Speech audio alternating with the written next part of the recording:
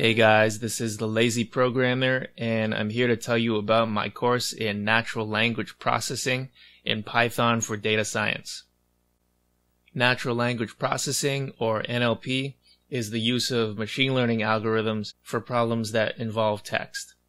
This is one of the most important problems of our day because a lot of the internet is made up of text. With NLP, we can analyze it, understand it, categorize it, and summarize it, and do it all automatically. Do you ever wonder why you get much less spam in your inbox these days compared to 10 years ago?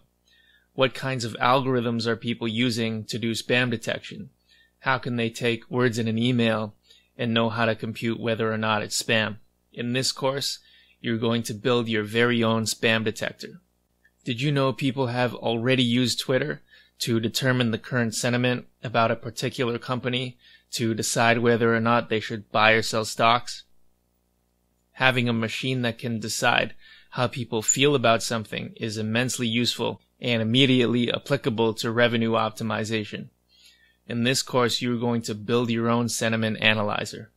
Are you an internet marketer, or are you interested in SEO? Have you ever wanted to know how you can automatically generate content?